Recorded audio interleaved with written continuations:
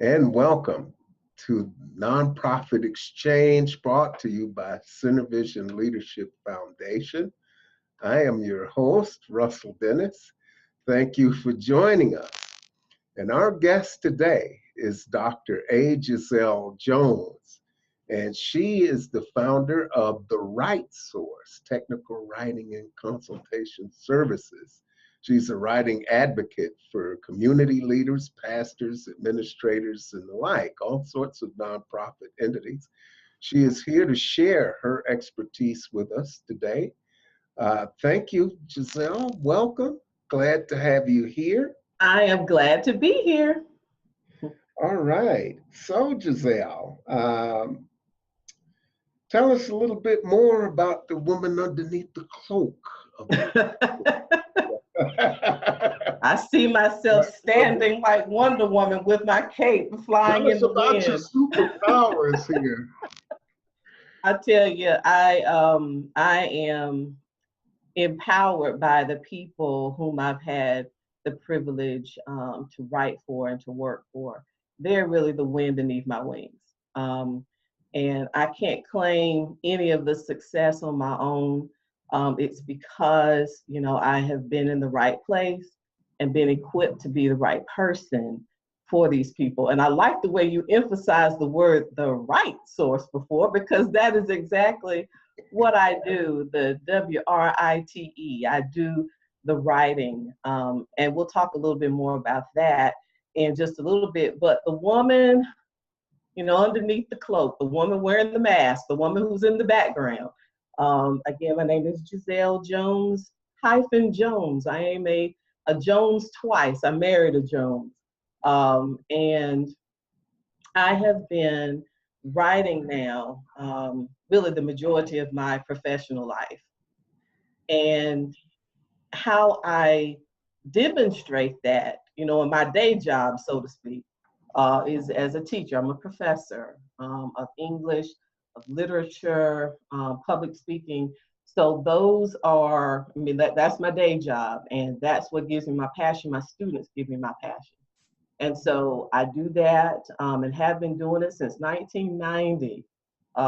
And that tells my age, Lord have mercy.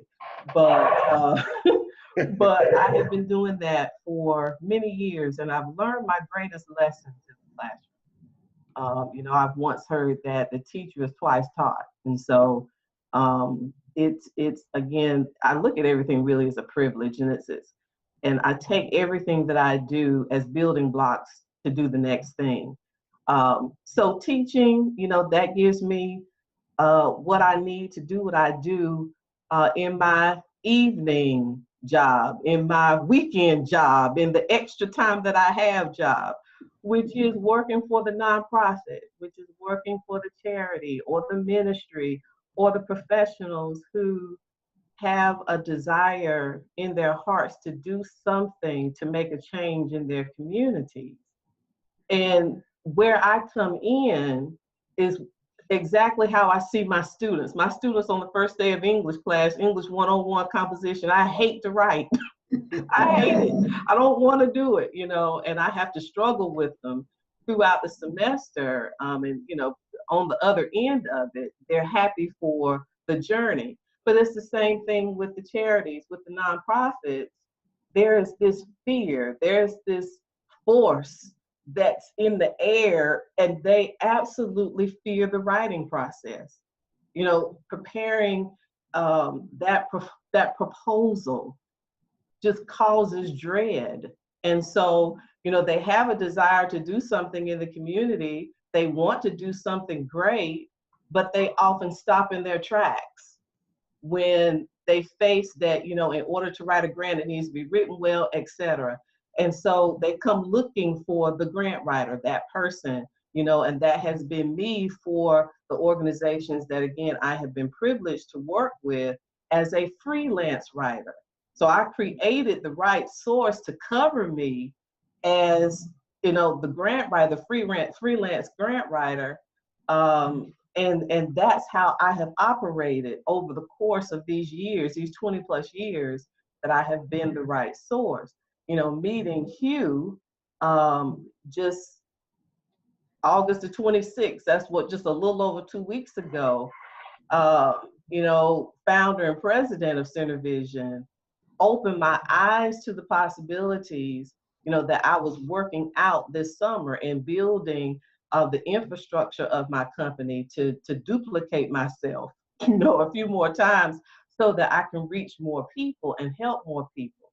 So again, this opportunity today is a blessing. The past 2 weeks in dealing with Hugh, I've been on a roller coaster ride already, and it has been fantastic because it's putting me in a place of impact to help people more, for me to do more and to build upon what I'm doing even more. So that's a little bit of who I am. I'm a mother of three. I have two in college. I've got, those are my two girls, and I've got a boy who's 12. I'm a wife of a wonderful man who is a musician like you and a director, and again, I'm privileged to be that, to be his wife. And so here I am before you now, sharing just a little bit about my passion, what makes me get up, what is my mission for life, walking in my purpose, walking in my destiny, all of that. I'm glad to have you here. And then just looking at your bio, I mean, you're a tenured professor at just about every university in the state of Carolina. Oh, And stop. your client list reads like a who's who, and it's phenomenal. And, more hands makes the work lighter. And Mm-hmm. so That's right. That's it's good. right. I've been a part of this Center Vision team and signed on as the first Wayfinder. And we have been building momentum, and now things are starting to take off. And so it's really great to have expertise to leverage, and because you can do more. And a lot of nonprofits feel like they're alone. And how much does that play into the struggle that people have with writing grants? I know that a lot of times at my first nonprofit job with the Rustic Band of Micmacs, my first day on the job, the tribal planner came and dropped an RFP package on my desk for Department of Education and said, "Here you go. I've seen some of your writing samples. You'll do okay. I'm right next door if you need some help." I've never written a grant. So talk a little bit about that intimidation Yeah. that most people have, and what makes it seem like such a difficult process for most folks that you need. You said it. I mean, there is nothing more dreaded than being given that RFP, probably coming from a federal grant that required, 20 to 25 pages, of information, demographic studies, all those things that you have to do, plus giving a face and a personality to the organization. That's a lot. And the fact that you were a gifted writer from the jump helped, but think about those who lack the skills to write. And again, it's that they feel alone. They feel like they're on an island by themselves. And again, those grants go often unwritten. That's money that that organization did not get because people do stop in their tracks. And it's for that very reason. It's dumped on one person's desk, and that one person feels it is his or her job to do it by him or herself. And that's wrong. The team approach is absolutely the best way to go about this. And again, I think the idea, that you offer grant writing workshops and it's for the grant writer, him or herself, again, that's promoting it the wrong way. It has to come from the point of view that a team effort with the grant writer sitting at the helm, delegating responsibilities. Yes, that can be that person's role, but that person needs the help of experts across the board, everywhere from just even designing the document itself. You need someone who goes and gathers the information. All of these pieces, someone who has uh, the background in accounting who can put together that top-notch budget that is tight and that's ready to go. I mean, those things, all of those elements for one person to handle it, who is a gifted writer but may not have the expertise in those other areas, can get overwhelmed. And so again, having those people on board, having those people who are trained and equipped and ready to contribute to the team is the best way to approach grant writing or proposal writing, period. And that body of people, really from the standpoint of all funds development, all funds, all resources, from not just from proposal writing, because you can't put all your eggs in one basket either. You know, that team will follow the organization and work with that organization with donors, with sponsors, with all of that, because the same documentation is needed, the same writing is needed. So that team of people who are equipped and ready to help the nonprofit, the charity, the ministry, they follow them from beginning to end and let them know they're not alone. So that's overcoming that particular, you know, that person who's given that file on the desk, that RFP, here, you do it. No, if that does happen, that person sitting at that desk should pick up the phone and call that team and call a meeting and let's go over this. Let's look at what, you know, and delegate. Let's look at who needs to do what so that we can pull this together.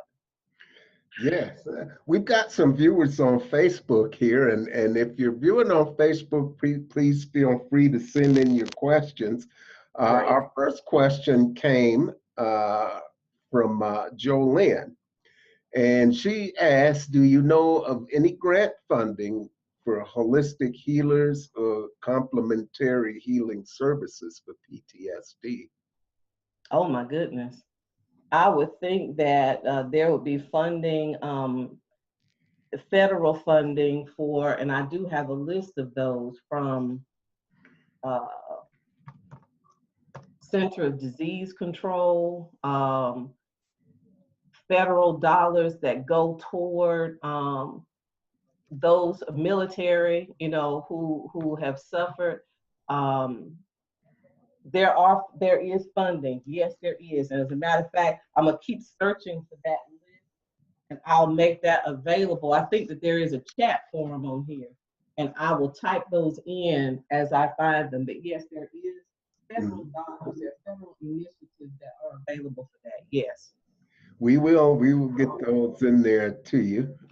Yes. And there we are. We've got a phone number for Karen. Okay, great. We'll follow up with her. There's Okay. information we can follow up with in the chat, and Yes. I have put the web address in the Facebook chat. Okay. HTTP the right source, WRITE Yes. source.org. So that's in the chat. I'm putting that Okay, great. in both the Facebook and Zoom chat forums. So that's where you can reach Dr. Jones. And as always, our lines are open for more Mm-hmm. questions. And now, Jolynn already has a 501c3 set up, and she knows a lot Great. of healing practitioners. And so there's some people that I want to put Jolynn in touch with who are doing different types of things, non-traditional and complementary healing. So I'll Great. put her in touch with some other people online. Um, my next question is that you've been working, and I know you met Hugh a couple of weeks ago, and Yes. you've been talking about setting up what we call a funds development uh, collaboration, Office of Funds Development and collaboration. And this is something that other nonprofits can do for themselves. Tell us a little bit about setting that type of thing up. It is very, very important for especially because Hugh um, approaches what he does through Center Vision with the team approach. Team is very important. So having a funds development office is really the next step in line for what he needs to do. It takes the pressure off of him, so that he can continue to be creative, so that he can continue to do his workshops, his symposiums, but to have this particular office to continue to fund what he does as he helps organizations and boards fund what they do. The team approach to handling how they go about procuring and sustaining their funds. This particular office would be the liaison between, or the go between the workshops, the symposiums that are held, to local implementation. So this office would provide guidance after they have received the training. This particular office will follow them, and it's got two branches, it's got two arms. So it will continue to fund the endeavors of Center Vision because its vision is large, its vision is still evolving. So that one side is important. But then those whom Center Vision develops and trains, they need continued support. So this office is here. It will be here to stay ahead of the game with resources, will stay ahead of the game with staying trained and relevant and current about what is being offered to charities and nonprofits across the board, because again, people have various needs and they're trying to impact change in their local communities in various ways. So this office will be equipped to be the support for both sides, for both Center Vision and for those whom they serve and develop and train. So it is still a work in progress. And again, this is a 2-week relationship that is blossoming. And so we are putting kind of like some meat on the bones, as you know, per se. So that's where we are at this point. And again, it is exciting. So Hugh and I, we're talking every day. And he said, well, Giselle, what do you think about this? And I'm going to put these ideas together and let's work on the proposals again to make this happen, because it needs to happen. And so that's where we are as far as that is concerned. But this particular office is critically important. And again, it seems just a natural next step for Center Vision to have this particular office available. And it is. The work here that Innovation is doing is designed to help nonprofits increase their capacity to serve others. Yes, that's And, right. training and development is very important. It's something that will attract people to you to serve on your board and for volunteers. And having a process, we're all about helping you put processes together that Mm-hmm. will empower you to work more efficiently, that will empower you to go out and find others to collaborate with. And Mm-hmm. fundraising is like a lot of other things. And my whole role is to help nonprofits build high performance organizations. And there's 4 steps to that. And the first is having a solid foundation where you look at all of the things that you have, you look at all your assets, you look at what you want to try to do and what you want to try to achieve. And as you bring people in, you find out what drives them, what makes them more important, or what makes the work important to them. And once you understand why you're doing what you're doing, you can start putting a solid foundation. So talk a little bit about the importance of an overall strategy. Yes, I've seen a lot of organizations go out and take a scattershot approach where they're applying for grants, they're looking at pockets of funding and saying to themselves, "Oh my God, well that's a lot of money. Maybe we can go after this." But they right. haven't really stopped to look at whether that particular funding source is the right one. So talk. That's exactly right. That's exactly right. And again, the process is very important. And I believe the gift that I have is making sure that voice is important. The voice of the organization tells the story. It is what draws the potential donor to them, which gives value both ways, which shows why the organization is so important and why they're so vitally important to do the thing that they want to do in their community, and why it won't be done any other way. That it's important. And then to connect with a potential donor that has the same value, that in giving their money, in making a contribution, they will be a part of that value. And that I think is important. But what I do and have done is to go and pull the voice out of the organization. Who are you? It's activating voice, and I've come up with my own class that I'll be teaching that is called Voice Activated. It is. It's just that you have to go in. Who are you? What is it that you want to do? Whose lives are you trying to impact? First, you got to know your purpose, because again, everybody wants grants. I get phone calls every day. I need a grant. I need you to write a grant. Okay, why? Let's back up. Let's take a couple of steps back, because you can't go find the grant first and then write the grant to it. You have to have a purpose first. You have to know who you are first, and you need to have in mind the person or the thing that is being impacted, and you create a story around that. Those are the steps. So you begin with, you've got to know who you are, and then we can look at, and you've got an idea, you know what it is that you want to do in the community. uh, and so you go from idea, you go to how it's going to impact the community. You look at then, if given the money, if you get the funds, who's going to implement it? What is that going to look like? How are you going to sustain yourself if you don't get grant funding? If you don't get that, what happens after that? Do you have a sustainability plan in place? So from idea all the way to sustainability with implementation in there as well, those are the necessary steps it takes. But where we spend the most time is at first base. We have to know who we are, why you're doing it, and thinking long term, well, short term, and then long term.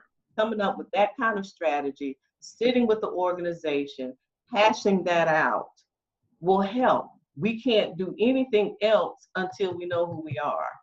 And that's, again, exactly how I teach my classes. That's how I teach the first steps in composition. You have to know who you are. And once we can find that out, I can tap into that voice and then help to create a story, to create the emotional attachment, all those things that go along with pulling people in to know why that particular idea or why that particular act of service is so important to you. And that's it. The second step to building those high performance nonprofits is creating an effective action plan. And so once you look at what you're trying to do, it's a matter of, okay, what do we need to do first? Mm-hmm. And breaking it down into simpler steps. But it's really important to be clear on who you are. And then you measure everything you do. And this is Yes. probably a place where a lot of organizations struggle, because they've got an idea for That's what they want to accomplish, but they're not exactly sure how they want to measure it. right. So Mm-hmm. there are two things. The third step of building a high performance nonprofit is staying on track. So when it comes to your Yeah. programs, there's an evaluation component, and that's an That's right. essential piece of every grant. It's essential piece of developing programs. And a lot of people don't account for resources to do evaluation when they put a proposal together. And the other piece is benchmarking, which is, Mm-hmm. okay, how do we compare to other nonprofits doing similar work in the same industry? How are we doing comparatively? So talk a little bit about that, about measuring what you do and how to quantify that, because some people look at their work and they say, well, we can't really put it in the pivot table on the spreadsheet, but you still have to show some results. That's right. That part is very important. And again, that is what stops people at first base. Because that is a very integral part. The objectives, you have to have clear objectives that can be measured. And those things, as a part of the proposal writing process, have to be considered while we're sitting at the table. How are we going to measure this? What are the outcomes? What are the expected outcomes? And then what are going to be those variables, those things that we use in order to test it? So again, a lot of people, a lot of organizations that I work with only think short term. They're very short sighted and think that they want to do a program for only 1 year.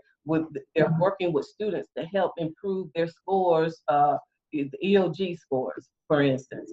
Well, okay, how are we going to know whether or not what you have done as far as the programmatic thrust, how do we know that you've impacted these young people? How are you going to test that from year to year? Are you going to follow them for just 1 year after they have successfully perhaps passed the EOGs that first year? Are we going to continue to follow them until they graduate? Those things you have to consider, how long, and then that you're addressing subliminally how long your program is going to be.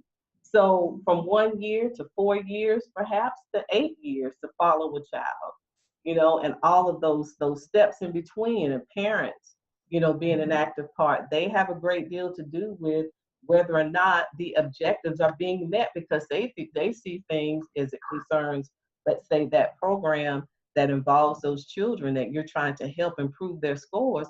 Parents see things at home. They need to see some things changing at home. Organizations in the community, they also have input on seeing the growth and the development of that child. There are many things to consider as you think about evaluating these programs. And so that is what we consider at the beginning. How do you draft an objective that can be measured? What other evaluation tools will be there? So yes, sir, those are very important parts of the proposal process that have to be discussed up front. And again, having a team there to contribute also helps. Not just one person trying to think of all of these things themselves. So having the team approach helps. It does, it does, it does. And it's a long term. The sustainability and the funding should be thought of in terms of taking a long view of what will happen over the course of time. So this is pretty critical. And a lot of people struggle with that. Some do, some don't. Uh, and you teach people how to go about working these processes in. Tell us a little bit about how you approach teaching people to quantify that, because quantifying it and talking about how you measure, the fourth piece of building a high performance nonprofit is communicating the value that you bring to people. And so that plays into getting people to bet on your team and to fund you, is looking at what's that value, and how do you communicate that in terms that are important to the funder. Wow. And again, you've touched on something that involves a mindset shift. And I say that because every organization has to develop a culture of giving, a culture of fundraising, a culture that supports at all odds getting what is needed in order to operationalize that particular idea. So from understanding what philanthropy means, understanding that the culture involves, even on the board level, that boards have to be involved in the process of thinking through with their fiduciary responsibility to think through why it's so important, even for them to give to the idea, because buy-in is difficult if the board doesn't support it 100%. So being able to quantify, the value is a complete and total buy-in from everyone who is internal to the organization. So it's a mindset it's a mindset shift. It is a culture that has to be cultivated. It has to be inculcated. It has to begin there, and sitting around the table making sure that everyone understands the value of the organization, understands the value of that particular community of people, because again, yeah, we can quantify numbers, but those numbers represent people, and those people are the ones who have the issues.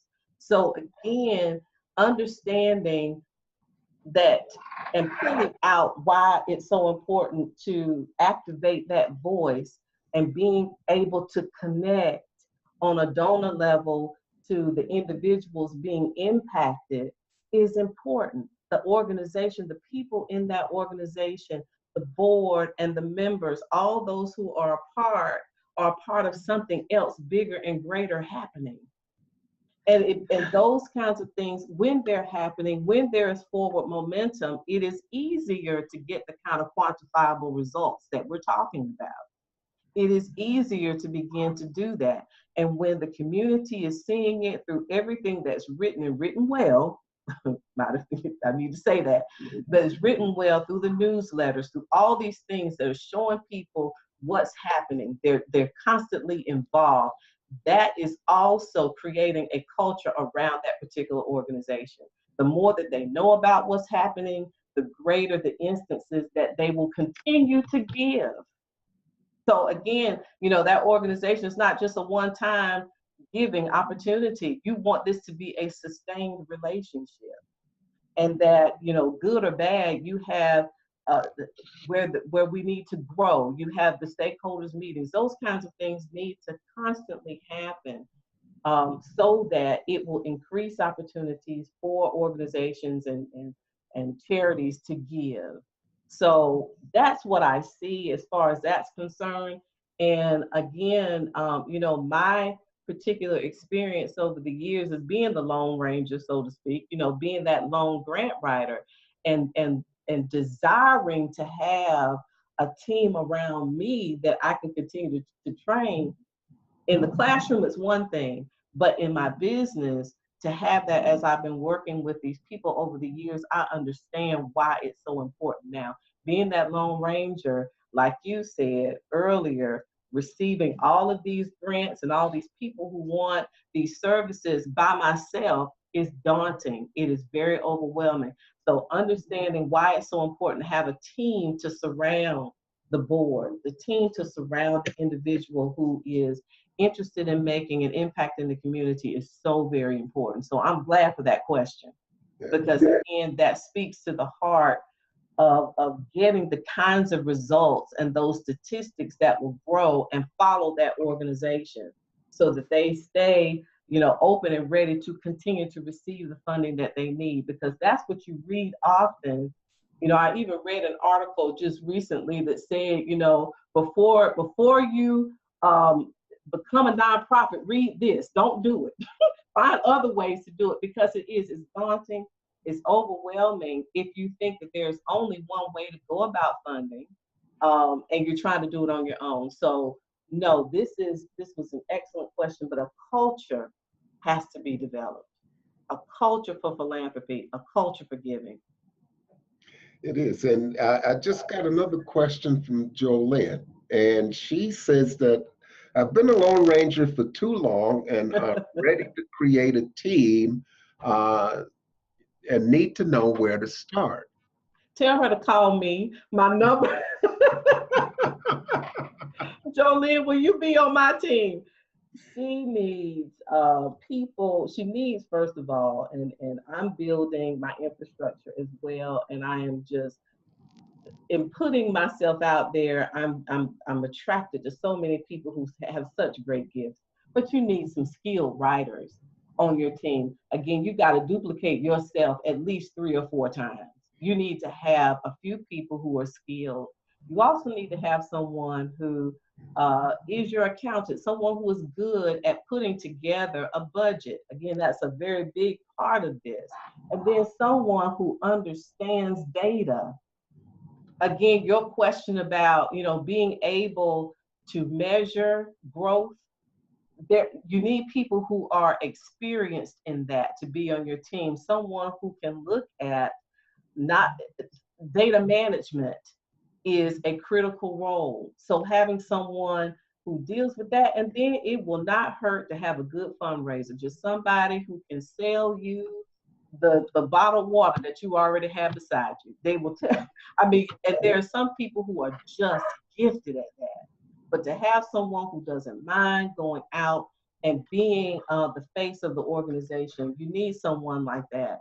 And so just a few people, around you, and then you'll continue to grow. It wouldn't hurt for you to also consider some interns. Get interns. I launched an internship and had the pleasure of working with some dynamite young people. And again, like you said, yes, I have worked many places. So it wasn't difficult for me to make a couple of phone calls and get some recommendations for some young people who are gifted in the areas that I use them is not just for writing, but I also began to train them this summer in sales. Um, I had a young person who was my PR representative. She was fantastic. And then another one who was very good at technology and web design. So those things help. And then all of them being a part of this younger millennial generation, all of them were social media savvy. So that helped. But having someone who is gifted at that as well. But all those key parts work to help the organization because all of those things are needed to help put them into the forefront of the community. So, but yet Jolene, call me. We can talk. We can Yeah. continue to talk. And yeah, and those, yeah, you can get there. I'll make sure that you get the number. Giselle can put that number in the chat. And the Okay. other question that Jolene had was, how do I get people to come on board when I don't have funds to pay them? And Giselle covered some of that masterfully. Hmm. There are opportunities out there where you have students, internships. There are opportunities to get pro bono work if you have an idea how to do that. And Hmm. I've been exploring pro bono as a means. Now, pro bono isn't great for anything that you need in a hurry, but pro Right. bono is another opportunity for you to get services. And when the whole concept of pro bono was launched, it was centered around the legal profession. But any type of Hmm. professional organization or any type of profession, almost bar none today, you can find some organizations that are doing pro bono work. So Hmm. that's something that you can talk with Giselle about. I'd be happy to talk with you about that if you have questions on that as well. And so that's very important. Thank you for that. Fantastic. Uh, the word culture is something that you used, and I read a study that Compass Point did with the Haas Foundation, Hmm. and it was centered around funding. And they took a sample of about 2,700 nonprofits of all sizes to find out what sort of fundraising practices they had. And there was a lot of reliance on the development director or the person that there's a single person that a lot of them rely on, and that's usually the development director. And this person, they didn't all have processes set up because fundraising is an all hands on deck adventure for a nonprofit. And oftentimes it's left to one person. And there is not what they call a culture of fundraising, which is having everybody that is associated with the organization participate in that. And it starts with leadership, particularly your board of directors. Talk a little bit about that importance of having your leadership be involved and how a culture of fundraising can help you be more sustainable. Another excellent question. Having all of your leadership on board is critically important. And again, I believe that the buy-in that can be shown on the outside is critically important. Culture has to do with personality also. The personality of the organization. I mean, really, because birds of you attract people who are most like you, and so the organization itself, as you embark upon events in the community, or those things that are going to help promote the idea that you have, it is best to operate as the team and not just a one person show.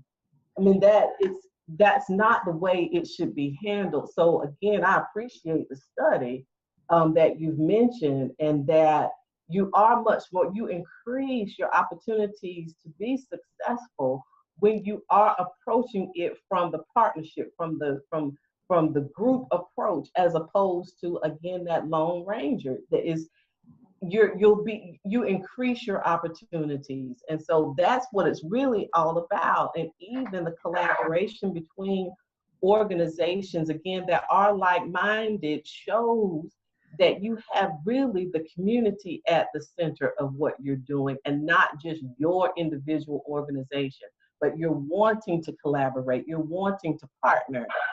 That in and of itself can change a community. It's and the personality of the community as well, knowing that people are there to help them, that people are there who do care about their particular needs.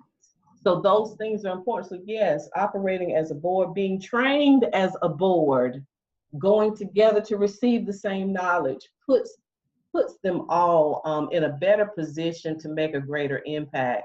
So I agree wholeheartedly with that study. I have not read that, but I agree with it wholeheartedly. I do. I am messing up my screen, Russell. Do you see something over here to the No, right? Okay. no, I don't. You haven't shared your screen with the audience, so you're okay. But this Okay. culture of fundraising, there are a lot of different types of cultural mindsets. One is a culture of innovation, and that's an Mm-hmm. organization that always wants to try new things. A culture of learning, and that's an organization that invests in development and building your people. And that's the opportunity you'll have to offer some of your volunteers, or as we like to call them, servant leaders, development. And it could be training in a specific area that's of interest to them. So Mm-hmm. these are things when you don't have cash that Yeah. you can offer development opportunities. You can offer opportunities for people to exercise their creativity and build a portfolio. It would be a wonderful opportunity for a student of marketing to come in and build a social media strategy for your Oh nonprofit. my goodness, yes. They get to put that in their portfolio. You get some expertise from people that are learning. So you have undergraduate students who can work Yep. interns, and you have graduate students that can work as fellows for more robust studies and this type of thing. So the opportunity to get support, it really rests in what people value. And the word value is Mm. something that more people associate with business. I don't hear people talking in terms of value. And when Mhm. somebody sets up a profit making business, They do it to deliver something of value that people will pay for, that they can offer at a profit. And Mm-hmm. this is what we're doing. We have to operate at a profit, and it's called surplus in nonprofit circles. But the bottom line is the same regardless of your tax status. If more money goes out the door than comes in, you're done, or after a period of time. Yeah. So it's about sustainability and keeping a steady flow of funds coming in. And a lot of people look at grants, um, but there are so many funds that come in through other means too. Yeah. And grants is something that people associate with nonprofits. But when you get in kind type of services, such as pro bono, that's a Mm-hmm. different matter. You get sponsorship. That's right. Individual donations come in a lot of forms. There's the current checks, but individuals may plan for when they're away. They want to leave a legacy. So you Yeah. have planned giving, you have capital campaigns, Mm-hmm. you have all sorts of things, and there's a lot of things that you can do. It's important to have a diverse base of funds, but you gotta build relationships to get those. And so, but a lot of people think in terms of grants. So, Giselle, what sort of things have you done with people that you go in to write grants for to Mm-hmm. help them be more sustainable? Because I know when people talk to you initially, a lot of times they are thinking in terms of grant funds, but there are other options.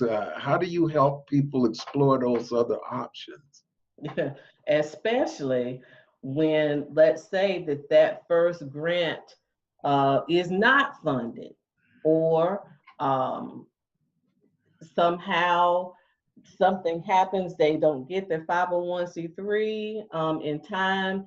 They wonder what can they do in the interim. Well, in those cases, I have worked with the organizations to partner with another organization with the 501c3 to serve as the fiscal sponsor.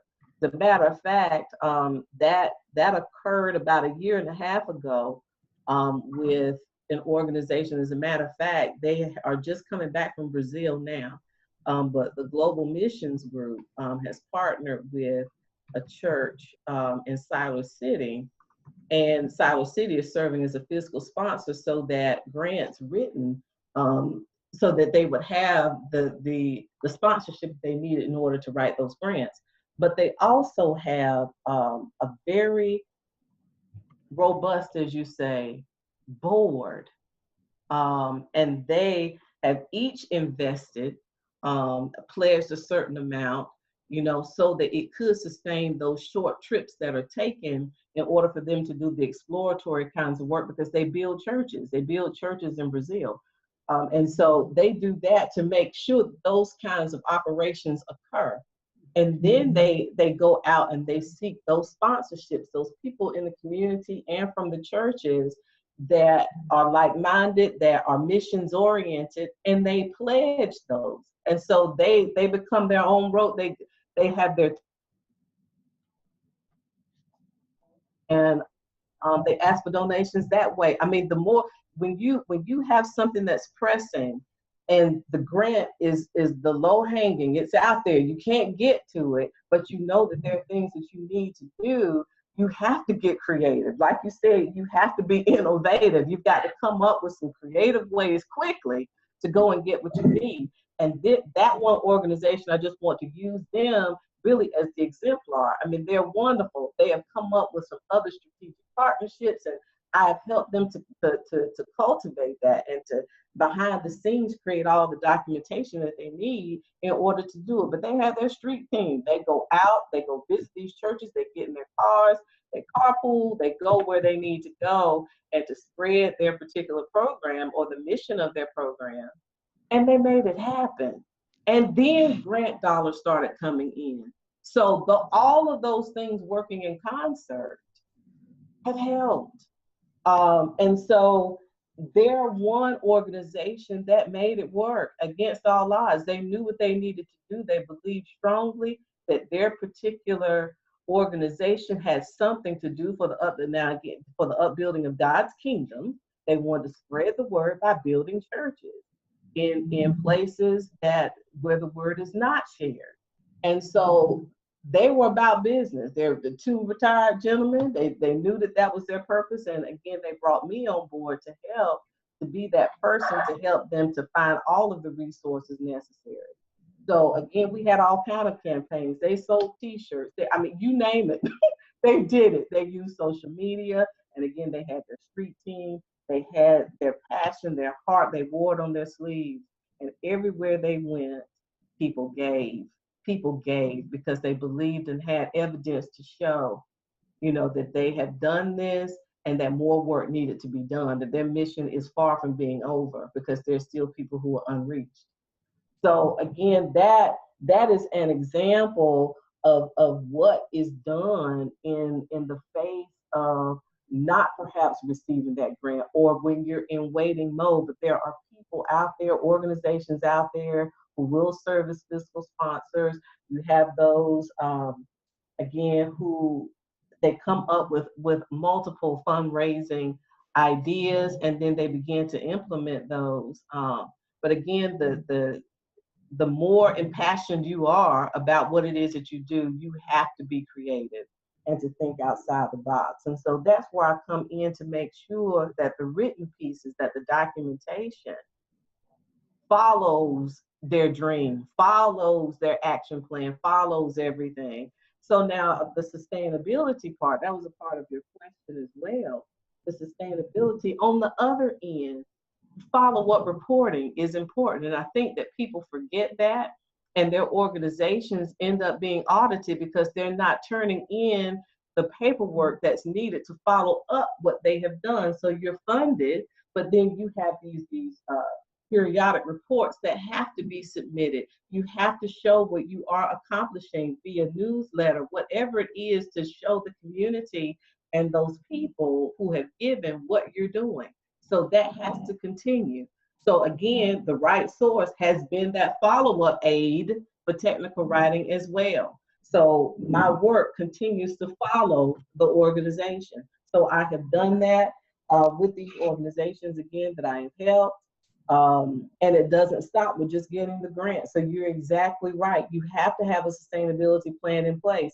You have to include in your budget those contractual fees that cover periodic evaluations.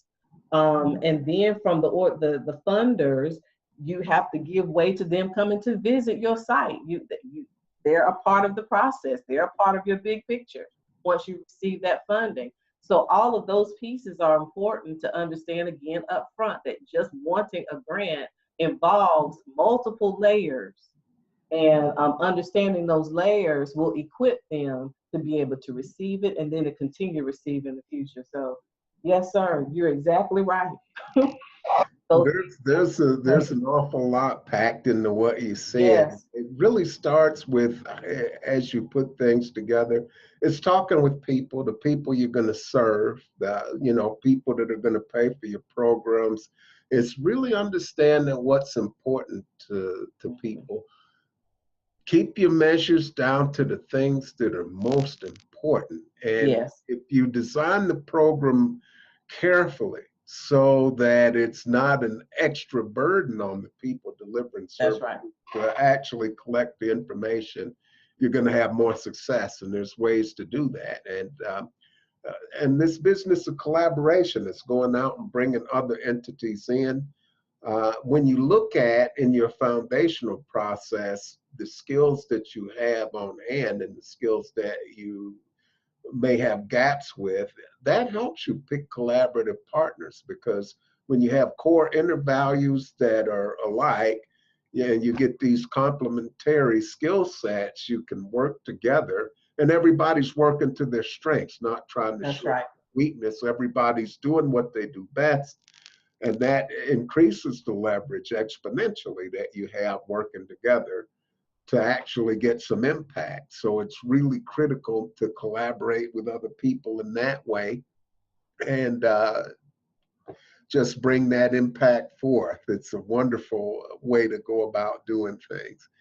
and it just working with other people's important. So I did put Dr. Jones' phone number in the chat. Thank you. You have an on-site link for an automated calendar, don't you? Because that's what I want to put out there on Facebook and in the chat so that people can go to that automated scheduler and book time. Okay.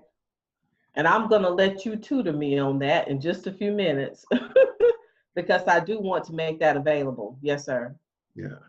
And automation is important. Technology is our friend when it works. When it works. Yes, sir. When it works, it's a thing of beauty. So Okay. I see that. She said she doesn't see the phone number. yeah, Right. I, Okay. I typed it in a little bit. She scrolls up to about 12:44. I put it in about 13 minutes ago in the chat. Okay. Yeah, and I can copy it again and put it out there. Oh, wait a minute. I see that. So It doesn't hurt. I'm going to I'm gonna put it send back in her. there because there's been a lot of comments in there and the feed has been scrolling along. So that's how folks get a hold of you. It's really been a pleasure. I'm thankful to all of our panelists or to all of our folks who've attended and asked a lot of great questions. There's the toll-free number there, 888-426-2792. And I need to get that into the comments section on Facebook as well. So, this hour has gone very quickly. What sort of closing thoughts do you want to leave our audience with today? Well, again, the the need for a team approach to proposal writing, I can't express enough. Having been one who has experienced the burden by herself, who has also been successful, and I'm thankful for that. In having worked with organizations and having them funded close to $1 million speaks to um, the gift that I have and how I've been able to use it over the course of these 20 years. But I think having the team approach now, having more who are on board, um, understanding how important it is, and even with this collaboration with Hugh and Center Vision, just how many more people we're going to be able to impact. I am excited about those possibilities. I'm excited about this collaboration with Center Vision because I know that if he's moving forward, you're moving forward, Russell. I believe that our paths were, this is destiny. You're already on that path, and my path has joined yours. And so you're moving forward and upward. You're impacting people. And so now utilizing the skill set that I have, I believe that we're going to really make a difference in a lot of people's lives. And again, the world needs us. A lot of people are hurting. And I do believe that, at the heart of nonprofits and the heart of charities, they do have a heart for the people. So, and that's how I see myself. I'm a person who helps the people who want to help. And so what greater legacy could one leave, in knowing that, that I have given myself and my life and my skill set that I know was given, to whom much is given, much is required. I know that I have been given this skill set and to be able to use it in a way, a meaningful way, to help organizations that have this fear of writing these proposals and understanding that that's just one of many ways to go about getting the resources. Now being a part of Center Vision and helping to create this infrastructure that will be there to support, the people that come through Center Vision and are trained, and the local implementation, to know that you've got a guide in between to help to make that happen. I couldn't be happier. I couldn't feel any more, in position and aligned to do greater things. So, I tell my students all the time, just use me. I know that's bad, but I'm at that place. Just use me. Use me. Use me. I'm a student. I'm still learning. As a matter of fact, I learned a great deal on this podcast today from you, Russell. And so, I stand greater, because of this experience. And so again, I'm humbly here, the one who is willing to serve. And so I'm here. Dr. Giselle Jones, it's really been a pleasure to have you here, and I'm looking forward to working with you to serve other people. And so these phone numbers out here for those of you that are watching on Facebook and would like to speak with Giselle at greater length, 888 426 2792, toll free, or 336-681-1863, local to the Greensboro, North Carolina area. And Yes. if you want to discuss other matters, you can book a discovery session with me. We can do it live or online. Go to bit.ly/bookruss and get yourself on my calendar. Let's talk. Center Vision Leadership, we are building the community. We are building our online offerings, and there will be much more to come. We will be doing live events in your area somewhere in 2018 as we roll out Center Vision, and we will have more webinars, online offerings, and such. Go to www.therightsource.org for more information. Uh, this is Russ Dennis for Hubaloo, thanking all of you who joined us on Facebook.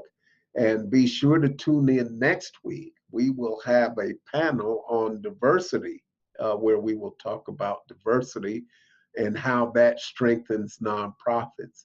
Until next week on the Nonprofit Exchange, this is Russ Dennis. For those of you who are on Facebook and would care to join me, there is the Nonprofit Culture of Success show that we run weekly, and that's something that I host. Tomorrow, Dr. David Gruder is my guest.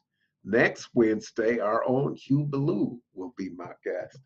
Thank you once again, and I look forward to seeing you again next week on the Nonprofit Exchange.